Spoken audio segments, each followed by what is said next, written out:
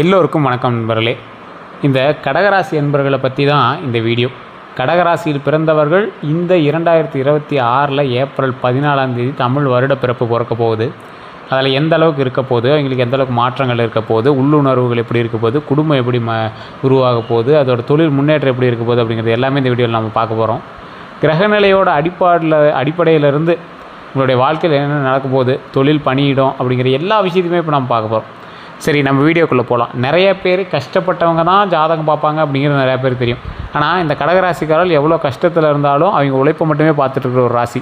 அவங்களுக்கு கிரக நிலை எப்படி இருக்க போகுது, அவங்களுடைய வாழ்க்கை இனி வரக்கூடிய காலகட்டங்கள் எப்படி இருக்க போகுது அப்படிங்கிறத இந்த வீடியோவும் நம்ம முழுசாக பார்க்க போகிறோம். ஸோ வீடியோ ஸ்கிப் பண்ணால் பாருங்கள்.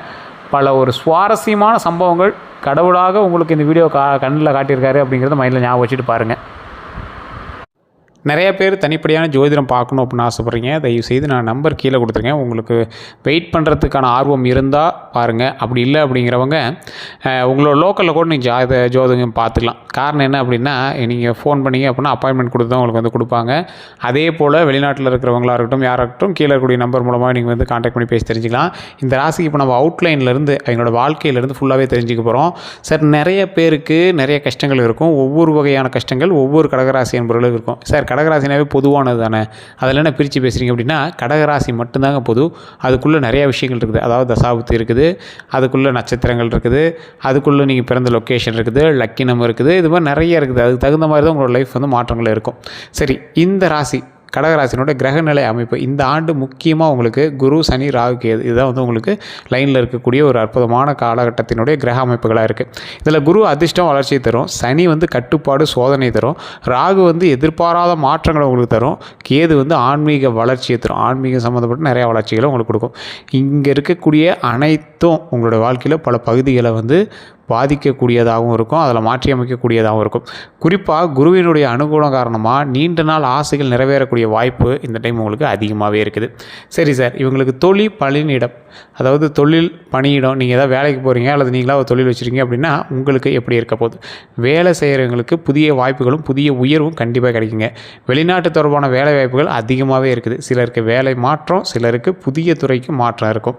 அதே போல் இருக்கிற வேலையிலேருந்து ஏதாவது சின்ன சின்ன ஆல்ட்ரேஷன்ஸ் உங்களுக்கு இருக்கும். ஏதாவது உங்களுக்கு சின்ன ஒரு வேலையில் மாற்றம் உங்களுக்கு கண்டிப்பாக தெரியுங்க.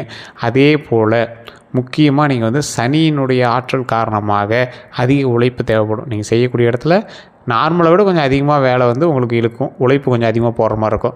மேலதிகாரிங்கிட்ட சின்ன சின்ன சிக்கல்கள் இருக்கிறதுக்கான வாய்ப்புகள் அதிகமாக இருக்குது. இது யாரால்? சனியினுடைய ஒரு பார்வையினால். அதே போல் உங்களுக்கு வந்து ஒரு முக்கியமான ஆலோசனை சொல்லணும் அப்படின்னா, இந்த டைம் நீங்கள் ரொம்ப பொறுமையாக இருக்கணும். பொறுமையாக இருந்தால் மட்டும்தான் நீங்கள் வந்து தப்பிப்பீங்க. நீங்கள் செய்யாத தப்புக்கு வேறு யாருக்காவது ஹெல்ப் பண்ண போனீங்க அப்படின்னாலும் மாட்டுவீங்க. வேலை சம்மந்தப்பட்ட விஷயங்களையும் நிறைய மாட்டுவீங்க. குடும்ப சம்மந்தப்பட்ட விஷயங்களையும் கொஞ்சம் எச்சரிக்கையாகவே இருக்கணும் அப்படிங்கிறதான் இந்த காலகட்டத்துக்கு உங்களுக்கு சொல்லப்படுது. சரி சார், உங்களுக்கு ஃபினான்ஷியலாகவும் சரி, பொருளாதாரமாக உங்களுக்கு எந்த அளவுக்கு ஸ்டேபிளாக இருக்கும்? வருமானம் உயர்றதுக்கான வாய்ப்புகள் கண்டிப்பாக உள்ளதுங்க. ஆனால் முதலீடுகளில் லாபம் இருந்தாலும் கொஞ்சம் எச்சரிக்கையாக இருக்கணும் அப்படிங்கிறத மைண்டில் வச்சுக்கணும். முதலீடுகளில் கண்டிப்பாக லாபம் இருக்குது அப்படிங்கிறது, ஆனால் கொஞ்சம் எச்சரிக்கை இருக்கணும் அப்படிங்கிறதும் சொல்கிறாங்க. அதே போல் நிலம், வீடு வாங்கக்கூடியவங்க கண்டிப்பாக உண்டு. நிலம், வீடு வாங்குறீங்க அப்படின்னா டாக்குமெண்ட் சம்மந்தப்பட்ட விஷயத்தில் ஒரு டைம் செக் பண்ணிட்டு வாங்க. நீங்கள் எல்லாமே பண்ண முடியுங்க. அதில் சின்ன சின்ன ட்ராபேக்ஸ் மாதிரி இப்போ உங்களுக்கு தெரியும். அது சின்னதுன்னு இப்போ நினைப்பீங்க, அது வருங்காலத்தில் பெருசாக இருக்கும். ஃபார் எக்ஸாம்பிள், இப்போ ஒரு வீடு நிலம் வாங்குறீங்க, டாக்குமெண்ட்டை சரி பார்க்காம நீங்கள் வந்து வாங்கிட்டீங்க சந்தோஷத்தில் இருப்பீங்க. நல்ல நேரம் தான் நான் வாங்கியாச்சு அப்படிங்கிற சந்தோஷத்தில் இருப்பீங்க. ஆனால் கொஞ்ச நாள் கழிச்சு தான் தெரியும் அதுக்கு பின்னாடி டாக்குமெண்ட்டில் என்னெல்லாம் இருக்குது, ஏன் அதெல்லாம் என்ன ஃபுல்ஃபில் ஆகலை, ஏன் என்ன அதுன்னு கொஞ்சம் தேடி பார்க்கும்போது தான் கொஞ்சம் உங்களுக்கு வந்து டென்ஷன் பண்ண ஆரம்பிக்கும். ஸோ அதனால் அதெல்லாம் கொஞ்சம் கவனமாக இருந்துக்கோங்க. அதே போல் இன்னொரு விஷயத்தில் எதில் கவனமாக இருக்கணும் அப்படின்னா, தேவையற்ற செலவுகளை வந்து கட்டுப்படுத்துங்க. கண்டிப்பாக நீங்கள் அதில் கட்டுப்படுத்தியே ஆகணும். கடகராசிக்காரர்களுக்கு கட்டுப்படுத்த முடியாத ஒரு விஷயத்தில் அது ஒன்று. நண்பர்களுக்கு பணம் கொடுப்பதில் கவனமாக இருங்க. நண்பர்களுக்கு பணம் கொடுக்குறது, சொந்தக்காரருக்கு பணம் கொடுக்குறது, இந்த மாதிரி நிறையா விஷயத்தில் கொஞ்சம் கவனமாக இருங்க. குடும்ப உறவுகளில் குடும்பத்தில் மகிழ்ச்சி அதிகரிக்கக்கூடிய ஒரு அற்புதமான காலகட்டம். திருமணம் ஆகாதவர்களுக்கு நல்ல தொடர்புகள் வரும். தம்பதி உறவில் நெருக்கம் வந்து கண்டிப்பாக அதிகரிக்கும். சில நேரங்களில் சிறிய கருத்து வேறுபாடுகள் வந்து கண்டிப்பாக ஏற்படும். பேசி தீர்க்கக்கூடிய பழக்கம் முக்கியமாக உங்களுக்கு வேணும். ஏதாவது பேசி தீர்த்துக்கலாம் அப்படின்னு உட்காருங்க. தப்பு உங்கள் மேலே இருந்தாலும் சரி, தப்பு அவங்க மேலே இருந்தாலும் சரி, நீங்களே உங்கள் மேலே தப்பு ஏற்றுக்கிட்டு கொஞ்சம் அமைதியாக இருங்க. பேச்சு தீர்த்து வைக்க வேண்டிய விஷயத்தில் பஞ்சாயத்து வைக்கிற அளவுக்கு போகக்கூடாது.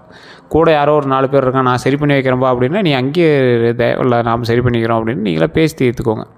எந்த பிரச்சனையும் உள்ளே கொண்டு வரக்கூடாது, அவ்வளோதான். அந்த மாதிரி இருந்துக்கோங்க. உங்களுடைய பிரச்சனை வெளியே போய் பேசக்கூடாது, உங்களுக்குள்ளேயே சரி பண்ணிக்கணும். அந்த மாதிரி இது பண்ணிக்கோங்க. உங்களுடைய மனநிலையும் ஆன்மீக ரீதியான விஷயமும் எப்படி இருக்க போகுது அப்படின்னா, இந்த ஆண்டு உங்களுக்கு ஆன்மீக ஈர்ப்பு வந்து அதிகமாகவே இருக்கும். ஏன்னா கேதுவினுடைய ஆற்றல் இருக்குல்ல, ஸோ அப்போ வந்து உங்களுக்கு ஆன்மீக ஈர்ப்பு அதிகமாகவே இருக்கும். உங்களை சாமி கும்பிட வைக்கும். ஏதாவது ஒரு விஷயத்தில் உங்களை வந்து மைண்டை டைவர்ட் பண்ணி சாமி கும்பிட வைக்கும். கோவிலில் தரிசனம் பண்ணுறது, தியானம் போன்றவற்றெல்லாம் வந்து பார்த்திங்கன்னா ஒரு மன அமைதியை உங்களுக்கு வந்து கண்டிப்பாக கொடுக்கும்.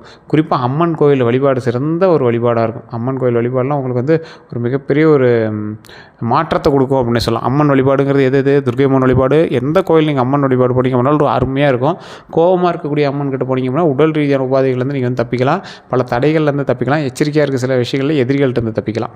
அதே போல் உடல் நலத்தில் வந்து பார்த்திங்கன்னா பொதுவாக உடல் நலம் நன்றாக தான் இருக்கும். மன அழுத்தம் காரணமாக சோர்வு வந்து உங்களுக்கு கண்டிப்பாக இருக்குங்க. ஏதோ ஒரு மாதிரியாகவே இருக்குன்னு நீங்கள் வந்து நினச்சிருப்பீங்க. ஆனால் அதுக்கு வந்து சோர்வு தான் காரணம் அப்படிங்கிறது உங்களுக்கு தெரியாது. ஒரு 10 பேர்த்துக்கிட்ட பேசுங்க, பழகுங்க, வீட்டில் இருக்கிற எல்லாத்தையும் ஜாலியாக பேசுங்க, குழந்தைங்கிட்ட விளையாடுங்க. இதுதான் வந்து உங்களோட உடலுக்கான ஆரோக்கியம். கண்ட விஷயத்தை சாப்பிடாதீங்க. உடலை கொஞ்சம் ஆரோக்கியமாக வச்சுக்கிறதுக்கான வழிகளை தேடுங்க. எதில் நீங்கள் கவனிக்கணும் அப்படின்னா, எதில் நீங்கள் கவனமாக இருக்கணும் அப்படின்னா, நல்ல தூக்கம் கண்டிப்பாக தேவை, சீரான உணவு கண்டிப்பாக தேவை, யோகா தியானம் கண்டிப்பாக தேவை. யோகா பண்ணணும், தியானம் பண்ணணும், இதெல்லாம் கண்டிப்பாக ஞாபகம் வச்சுக்கோங்க. அதை மட்டும் மைண்டில் நல்லா ஞாபகம் வச்சு பண்ண ஆரம்பிச்சுக்கோங்க. அதே மாதிரி கல்வியை பொறுத்த வரைக்கும் மாணவர்களுக்கு நல்ல முன்னேற்றம் கண்டிப்பாக உண்டுங்க. எந்த அளவுக்கு நீங்கள் கல்வியில் முதன்மையாக ஸ்டெப் எடுத்து வைக்கிறீங்களோ அந்த அளவுக்கு உங்களுக்கு அவுட்புட் கண்டிப்பாக உண்டு. இதை பார்த்துட்டு இருக்கக்கூடிய பேரண்ட்ஸாக இருந்தாலும் சரி, இல்லை மாணவர்களே பார்த்துட்டிங்க அப்படின்னா கொஞ்சமாவது ஸ்டெப் எடுங்க. கல்விக்கு கொஞ்சமாவது ஸ்டெப் எடுங்க. இப்போ உங்களுக்கு வரலை அப்படின்னு நீங்கள் விட்டுறாதீங்க. கொஞ்சம் இறுக்கி பிடிச்சி அதை பிடிச்சிட்டு வந்துடுங்க. உங்களுக்கு மிகப்பெரிய மாற்றத்தை, மிகப்பெரிய ஒரு வாழ்வினுடைய உச்சத்தை வந்து கொண்டு வந்து கொடுக்க போது கல்வி வந்து கடகராசிக்கு எப்போவுமே ஒரு மேன்மை தான் கொடுக்கும். அதே போல் போட்டித் தேர்வுகளில் வெற்றி வாய்ப்பு உங்களுக்கு அதிகமாகவே இருக்குது.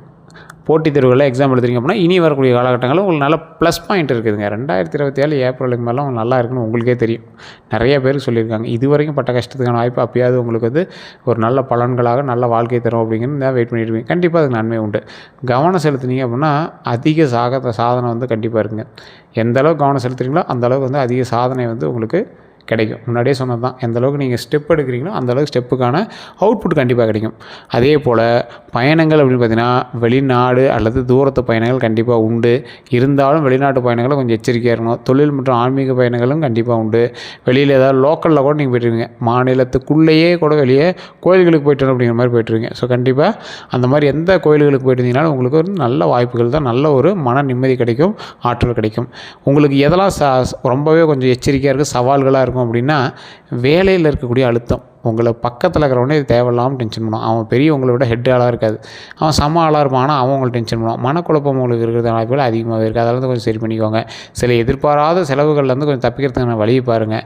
அதே மாதிரி எதை வந்து சமாளிக்க முடியும் அப்படின்னா திட்டமிட்டு செயல்பட்டீங்க அப்படின்னா கண்டிப்பாக எல்லாத்தையும் சமாளிக்கலாம். எதை எப்போ பண்ணணும், எப்படி பண்ணணும், யார்கிட்ட அதை செய்யணும் அப்படிங்கிறத தேர்ந்தெடுத்துட்டு பண்ணுங்கள். தேவையில்லாமல் ஒரு இடத்துல நீங்கள் போய் முன்னுரிமையாக நீங்கள் போய் நிற்காதீங்க. நீங்கள் தான் பெரிய பர்சன் அப்படின்னு நீங்கள் போய் நிற்காதீங்க. அதை மட்டும் கொஞ்சம் சரி பண்ணிக்கோங்க. அதே போல் முடிவுகளை அவசரமாக எடுக்க வேணாம். எந்த முடிவு எடுத்தீங்க அப்படின்னாலும் சரி அவசரமே படக்கூடாது. ரொம்ப நிதானமாக எச்சரிக்கையாக பண்ணி ஆகணும். இதுக்கு ஏதாவது பரிகாரம் இருக்கா சார் அப்படின்னு கேட்டால் உங்களோட ஜாதகத்தை கண்டிப்பாக பாருங்கள். இப்போ நான் சொன்னதில் ஒரு 60% தான் உங்களுக்கு நடக்கும். மீதி வந்து உங்களோட ஜாதகத்தின் அடிப்படையில் தான் நடக்கும். ஜாதகத்தின் அடிப்படையில் அப்புறம் எது சார் நீங்கள் ராசிக்கு பலன் சொல்கிறீங்க அப்படின்னா, இந்த கடகராசிக்காரர்களுக்கு நான் முன்னாடியே சொன்னதான், கடகராசிக்காரர்கள் இந்தியாவில் முடியும் 13-14 கோடி பேருக்கு மேலே இருப்பான். அவனால் ஏன் சார் வெயிட் பண்ணிகிட்ருக்கேன் அப்படின்னா, ராசிகளில் மட்டும்தான் ஒன்று தசாபுத்தி, லக்கினம், அதே போல் நட்சத்திரம், அதே போல் பிறந்த தேதி, பிறந்த நேரம், லொக்கேஷனு, கிரகத்தினுடைய பார்வை, கட்டத்தினுடைய அமைப்பு, இது மாதிரி நிறைய இருக்குது. உங்களுடைய கேட்லாக் வேறு. இது வந்து ஓவரால் கேட்லாக். நீங்கள் வாஷிங் மிஷின் தான், ஆனால் நீங்கள் எந்த பிராண்டோட வாஷிங் மிஷின் உள்ளே இருக்குல்ல, சாம்சங்கா இல்லை அதுலேயே சாம்சங்கில் உள்ள என்ன இது டாப் லோடா, அந்த மாதிரி ஒவ்வொரு எக்ஸாம்பிள் தான், நான் எக்ஸாம்பிளுக்கு சொல்கிறேன். ஸோ உங்களுடைய கேட்லாக் என்னது, உங்களுடைய கேட்லாக் வந்து உங்களுடைய ஜாதகத்தில் தான் இருக்குது. ஸோ என்ன தான் இருந்தாலும் ராசியில் மட்டும்தான் நீ ஒருத்தன், அதுக்குள்ளே நிறையா பேர் இருக்காங்க அப்படிங்கிறத நீங்கள் தெரிஞ்சுட்டு தான் பண்ணணும். சரி சார், இதில் உங்களுக்கு அம்மன் வழிபாடு தான் எப்பவுமே சிறந்தது அப்படின்னு சொல்லியாச்சு. இதில் சிறந்த பரிகாரம் அப்படின்னா திங்கக்கிழமான அம்மன் வழிபாடு பண்ணுங்கள். சரி, வெள்ளிக்கிழமை தான் அம்மன் வழிபாடு பண்ணுவாங்க. நிறைய பேருக்கு தெரியாத ஒரு விஷயம், திங்கக்கிழமை அம்மன் வழிபாடு பண்ணணும், பௌர்ணமியில் குலதெய்வ வழிபாடு பண்ணணும், அம்மன் தெய்வத்தை வணங்கணும். இதெல்லாம் வந்து தெரியறதில்ல. அமாவாசைனா ருத்ரமாக இருக்கக்கூடிய அம்மன் தெய்வமோ இல்லை ஆண் தெய்வமூர்த்தியோ வழிபடுவீங்க. திங்கக்கிழமைகள்லையும் அதே போல் பௌர்ணமியிலையும் அம்மன் தெய்வத்தை வழிபட்டு பாருங்கள். அதை விட ஒரு சிறந்ததை நீங்கள் எதுவுமே பார்த்துக்க முடியாது. அதே போல் சந்திரன் பகவான் பிரார்த்தனை. சந்திரன் பகவான் யார்? சந்திரன், நிலவு, திங்கள். ஸோ திங்கட்கிழமை வழிபடுறதும் சரி, சந்திர பகவான் வழிபடுறதும் சரி, எல்லாமே உங்களுக்கு வந்து நன்மையவே அள்ளி கொடுக்கும். பால் அபிஷேகம் செய்யலாம். எந்த கோயிலுக்கு போனீங்க அப்படின்னாலும் முடிஞ்சால் ஒரு 10 ரூபா 20 ரூபாய்க்கு பால் பாக்கெட் வாங்கி கொடுங்க. பால் அபிஷேகம் பண்ணுறது கண்டிப்பாக அது வந்து ஒரு உதவும். வெள்ளை நிற உடை அணிவது உங்களுக்கு ரொம்ப நல்லது. எங்கே போயிட்டு இருந்தீங்க அப்படின்னாலும் வெள்ளை கலர் ட்ரெஸ்ஸு கொஞ்சம் அதிகமாக பயன்படுத்தி பாருங்கள். நடுவில் கொஞ்சம் மஞ்சள் தடவிக்கோங்க. வெறும் ஒயிட்டாக நீங்கள் வந்து பயன்படுத்தவே கூடாது. மஞ்சள் தடவி அந்த ட்ரெஸ்ஸை வந்து நீங்கள் வந்து பயன்படுத்துங்க. கார்னர்லேயோ இல்லை ஏதோ இடத்துல மஞ்சள் வச்சுருக்கணும். அதே போல் இந்த வருடத்தினுடைய முடிவில் வந்து பார்த்திங்கன்னா, இந்த ஆண்டோட முடிவில் வாழ்க்கையில் நிலைத்தன்மை வந்து கண்டிப்பாக இருக்கும். வேலை ஓவர்லோடாக பார்த்துக்கோங்க. அன்எக்ஸ்பெக்டட் செலவு வராமல் பார்த்துக்கோங்க. சொல்யூஷன் என்ன அப்படின்னா, பிளான் பண்ணுங்கள், பேஷண்ட்டாக இருங்க, பாசிட்டிவிட்டியாக இருங்க. இதுதான் வந்து மெயினான ஒரு விஷயம். திங்கட்கிழமை வழிபாடு, பால் அபிஷேகம், வெள்ளை நிற ஆடை அணிவது உங்களுக்கு வந்து மிகப்பெரிய பரிகாரமாக இருக்கலாம். அது வந்து உங்களுக்கு மட்டுமே இருக்குமே தவிர குலதெய்வ வழிபாடு பண்ணால் தான் இது எல்லாமே பழிக்குங்க. அதே போல் 2026 முடிவில் வந்து பார்த்திங்கன்னா, வாழ்க்கையில் ஸ்டெபிலிட்டியாக ஒரு கேரியரில் க்ரோத்தாக, ஃபேமிலியில் ஹாப்பினஸோட பயங்கரமான ஒரு ஆளாக வந்து நிற்பீங்க. ஸோ கண்டிப்பாக இந்த வாய்ப்பை பயன்படுத்தி உங்களுக்கான வளர்ச்சியை நீங்கள் வந்து பார்த்துக்கலாம். அதே போல் 2026 கடகராசிக்காரர்களுக்கு ஒரு டிரான்ஸ்ஃபர்மேஷன் இயர். ஏழையாக இருந்தீங்க பணக்காரர மாதிரி இருப்பீங்க. அதே போல் இந்த தமிழ் புத்தாண்டு கடகராசிக்கான புதிய தொடக்கம் அப்படின்னே சொல்லலாம். நீங்கள் தன்னம்பிக்கையோடு இருங்க. நீங்கள் நம்பிக்கை வச்சா தான் இந்த ஆண்டு உங்களோட வாழ்க்கையில் மாற்றம் கண்டிப்பாக நிகழும் அப்படிங்கிறது மைண்டில் ஞாபகம் வச்சுக்கோங்க. வேறு ஏதாவது கருத்துக்கள் இருக்குது அப்படின்னா மறக்காம கமெண்ட் செக்ஷனில் பற்றி விடுங்க. இதுவரை நம்ம சேனலை சப்ஸ்கிரைப் பண்ணாமல் தான் சப்ஸ்கிரைப் பண்ணிக்கோங்க. பக்கத்தில் பெல் பட்டன் மறக்காமல் ப்ரெஸ் பண்ணிக்கோங்க. தயவுசெய்து உங்களோட கருத்துக்கள் எதுவாக இருந்தாலும் கமெண்ட் செக்ஷனில் பற்றி விடுங்க. வேறு எந்த ஒரு கருத்தாக இருந்தாலும் சரி, நீங்கள் வந்து கீழே கூடிய கான்டாக்ட் நம்பருக்கு ஃபோன் பண்ணி பேசி தெரிஞ்சிக்கலாம்.